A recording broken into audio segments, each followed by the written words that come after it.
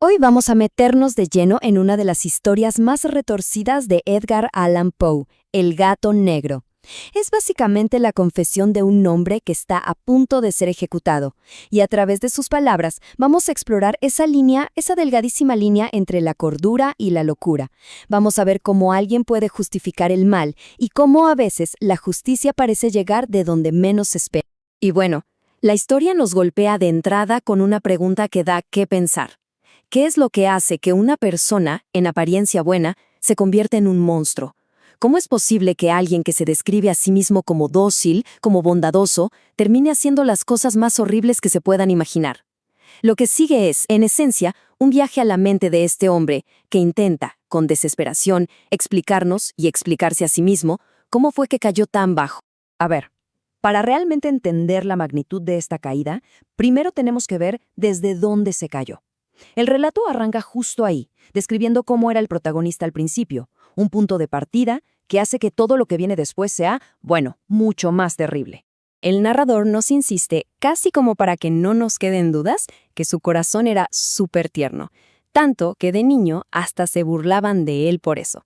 Nos dice que su mayor alegría era cuidar a sus mascotas, que tenía un montón, y que ese rasgo, según él, lo acompañó hasta que fue adulto. Y de entre todos esos animales, había uno que era especial. Su nombre, Plutón. Un gato negro, grandote, increíblemente inteligente, que se volvió su compañero para todo. Su sombra. Era, sin duda, su favorito. El ejemplo perfecto de esa amistad leal y sin condiciones que solo los animales saben dar. Pero, como se imaginarán, esta relación tan bonita no iba a durar para siempre. El narrador le echa la culpa a lo que él llama su enfermedad, o como él mismo dice, el demonio de la intemperancia, el alcohol. El alcohol se convierte en esa chispa que enciende una oscuridad que, quién sabe, quizás siempre estuvo ahí, esperando salir. El cambio en su personalidad es brutal, absoluto. El tipo que era dócil y bueno de repente se vuelve un amargado, irritable. El amor que sentía por los animales y por su esposa se convierte en maltrato, en violencia. Toda esa ternura que tenía en el corazón simplemente se evapora, y en su lugar queda una indiferencia helada y cruel. Y esta nueva personalidad llega a un punto de quiebre con un acto de una brutalidad que cuesta entender. Una noche, llegando a casa completamente borracho, en medio de una furia que él mismo describe como demoníaca, agarra una navaja y le saca un ojo a Plutón. Así, sin más. Ese fue su primer gran acto de maldad. Y aunque a la mañana siguiente sintió algo de remordimiento, fue algo débil, que no tardó en ahogar con más alcohol. Pero claro, un poco de remordimiento no lo va a detener. Y para tratar de explicar por qué sigue por ese camino de crueldad, el narrador nos sale con un concepto filosófico bastante aterrador. Una idea que, según él, todos llevamos dentro, como un impulso primario. Y aquí está la clave de cómo él se justifica a sí mismo. Él plantea que existe una especie de impulso natural a romper las reglas, a hacer algo mal, solo porque sabemos que está mal. A esto él lo bautiza el espíritu de la perversidad.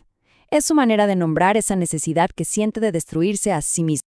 Y es precisamente este espíritu, digamos, deseo profundo del alma de hacerse daño, de ir en contra de su propia naturaleza, lo que lo empuja a su caída final. Ya no le bastaba con haber lastimado al gato, no, ahora sentía la necesidad de cometer un pecado tan grande, tan mortal, que su alma quedara manchada para siempre. Y así, una mañana, a sangre fría, le pone una soga al cuello a Plutón y lo cuelga de un árbol. Lo mata.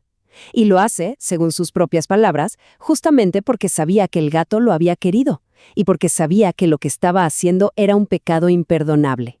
En ese momento cruzó una línea de la que ya no podría volver. Después de la muerte de Plutón, empieza a pasar una serie de cosas cada vez más extrañas, más siniestras, que atormentan al narrador. Y aquí la historia nos deja pensando. ¿Será una especie de castigo sobrenatural o es simplemente la paranoia de una mente culpable que empieza a ver fantasmas donde no los hay? La cadena de eventos es implacable. Esa misma noche, ¡pum!, se le quema la casa. Al día siguiente, en el único muro que quedó en pie, aparece grabada la figura de un gato gigante con una soga al cuello. Meses después, se encuentra otro gato negro, casi un clon del primero, también tuerto, pero este tiene una mancha blanca en el pecho. Y con el tiempo, esa mancha empieza a tomar una forma muy específica. ¿Y qué forma era? Pues la del patíbulo, la horca. Imagínense el horror del narrador al reconocerla. Esa mancha se convierte en un recordatorio constante de lo que hizo, y peor aún, en una especie de predicción de su propio futuro. El terror se instala en su vida y ya no lo suelta.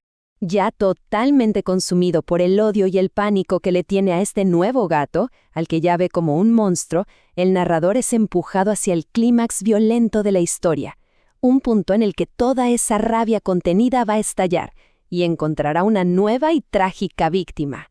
Y así es como se desata la tragedia final. Un día va bajando al sótano y el gato se le cruza, casi lo hace rodar por las escaleras.